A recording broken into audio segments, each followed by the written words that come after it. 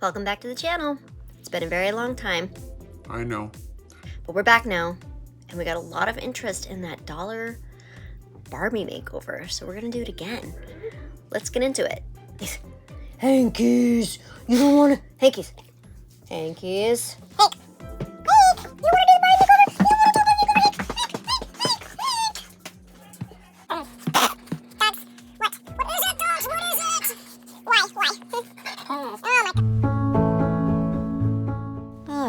Bring it down a little bit.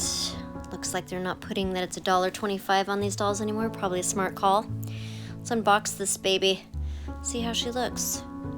Not bad. I like the coloring. These shoes are cute. I'm not gonna lose those this time. I really wish her arms were articulated. One day I'll know how to do that and I'll be able to fix that for her. For now, let me get a look at this face. It's exactly like the last face. I think all the faces are exactly the same. They're just different colors. Honestly though, as a kid, I'd probably be totally fine with this doll. I would probably color on it, which would be fine because it was $1.25. It's why I get these dolls in the first place. I don't feel bad taking all their hair off and their faces off because I didn't spend a lot of money on this. Let's start. First step, as always, is to take off the face, and I'm gonna try to make the whole face come off on this napkin like I tried last time. I think my mistake last time was smearing it around, so I'm just going to press into the eye sockets and on the mouth and see if I can just pull this off in one smooth face. Here she is. That came off pretty well. Honestly, I think she's prettier on the napkin than she was on, well, definitely now.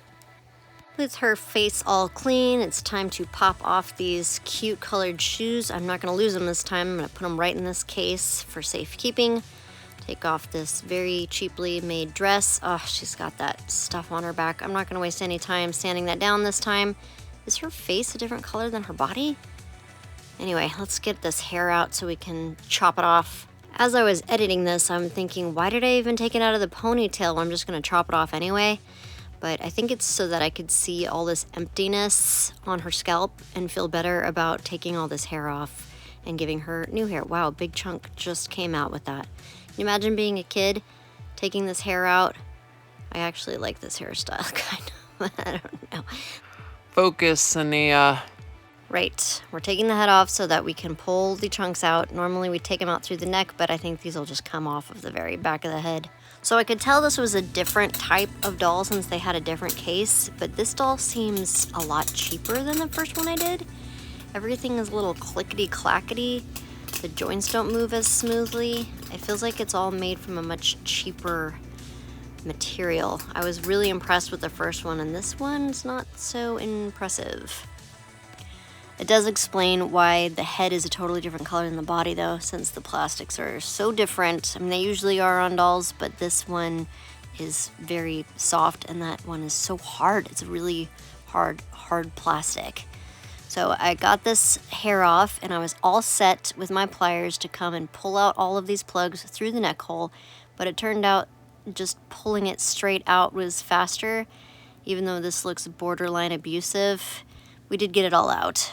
As I mentioned last time, I do not have Mr. Super Clear, so I thought I would try this matte finish to put down a base first, because I really wanted to try with the watercolor pencils. Unfortunately, this matte spray just left this head super duper shiny.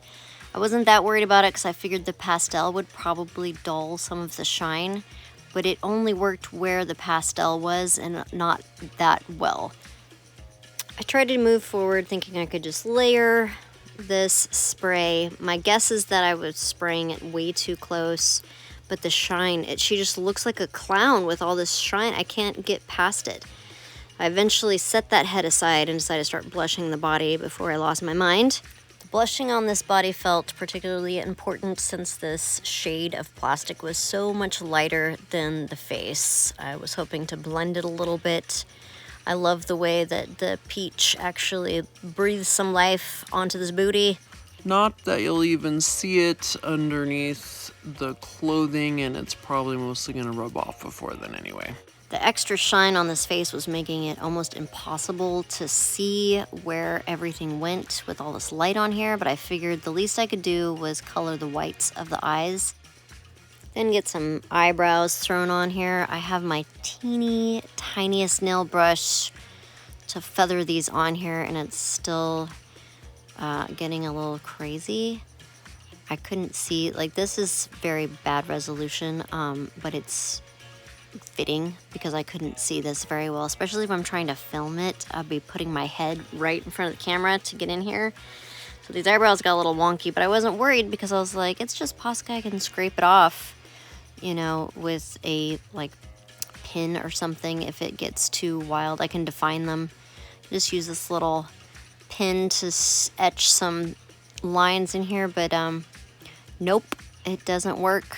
This plastic and that matte varnish just made it completely solid. There was no breaking through. Don't get me wrong, I love a set of bushy eyebrows. That is what is in style right now, regardless of whether people agree with me or not about that. But she was now starting to look kind of manly, so I wanted to throw some lipstick, some dark lipstick on her. I didn't want the lips to be overly big. I wanted them to be smaller this time because I think small lips are also attractive. All the lips are attractive. These lips needed to stay on there because the other stuff I was using that wasn't Posca was getting wiped off.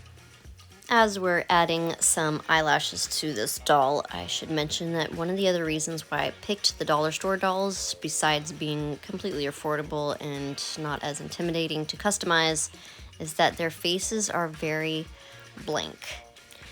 There's a reason why most customizers want to use Monster High dolls, because those heads are just gorgeous.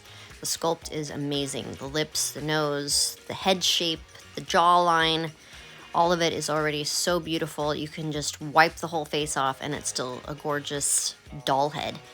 Whereas this guy is kind of just flat. They all have the same face. There's not a lot of sculpt, which does make it easier to experiment and try out new things and different facial features, styles. So once all the face-up stuff was done, I decided to try putting some matte Mod Podge on this face to get the shine off, and it worked, thank goodness. This is the hair that I'm going to use. It's kind of gold.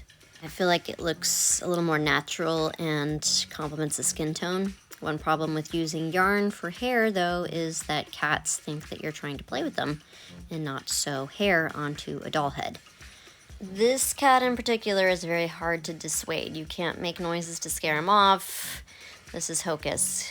He stays no matter what you're doing. Was very interested in the thread as well. But once he lost interest, no, go away. Go away, baby. Thank you. It was time to get this hair situated. I am using the sewing method instead of wefts once again. I was really loving the way the curls were piling on and looking very natural and maybe a little bit vintage. I was originally just gonna pile it up on her head, but I decided in the end to add a little length just onto one side, like a ponytail, just to give it a different vibe, maybe a little bit of modern meets vintage. I think it looks very goddess-esque. I like it. I think it works. Now we get to go to the clothes. So, as someone who doesn't have a ton of patience for measuring and slicing and cutting, I just kind of use some paper whenever I'm trying to do a pattern just to check and see how it fits. For me, it's just a lot easier to work with than fabric, and then I don't waste any. In this way, I can lay my darts. As you can see, there were 2 darts on each side of this shoulder, which I didn't end up doing on the fabric. Finally broke down and got some of this fusible interfacing from the dollar store just to give my fabrics a little more stiffness and make it easier to work with. And so the stiffness made it hard to figure out all of the darts without adding bulk. You probably are supposed to get the darts in on the regular fabric before you put the fusible interfacing on. I'm not sure. This is all very, very new to me. That's obviously not hot enough. Let's get that on there better. So I have these fake leather strips that I used to use to make earrings, and I thought it would look really cool as an edging for this top, because my idea is to make a dress with like a vest-esque top to it. I did, over the break, take out my sewing machine and figure out how to make it work again, but leather sewing is always going to have to be by hand. However, the bottom part is going to be a box pleated skirt, which I have never done before. So I am just figuring it out. These pleats aren't gonna be completely even. That's all right. I can sew them together quickly now with the sewing machine, which is such a freaking relief. This is how the dress looks so far. It still needs cups for the boobs. You'll understand why as soon as I put it on to show you where we are. So I defaulted to black felt for the lining because it's just so much easier to work with. But at least I have my cute scalloped scissors to give all of this a little scalloped edge. I'm cutting out right now are little bust pads that are going to cover up the boobies. They're just gonna be kind of floating in the middle of this dress. They will overlap, which will look weird on the dress when it's just sitting here, but it'll look normal once it's on the doll. Now it's time for the shoes. Originally I wanted to do boots. They didn't turn out well. They weren't going the way I wanted them and they didn't look great with the dress. So we pivoted to heels and I realized that push tacks would make some fantastic stilettos. Turns out you can just chop the top off, flip around the spiky part and have a solid bottom edge with like an end to it. It's just a little tiny nail. Duh, I mean, I guess I probably should have known that already, but they make perfect shoes. For the toe part of the heel, I actually used some more craft foam like I did for the bottom, and for the back part of the heel, I used more felt, of course. And with a little hot glue, we have some Stilettos. Oh. I originally wasn't planning on using any black on this outfit, but black has kind of taken over this entire thing. And the shoes are falling off. Let's move on.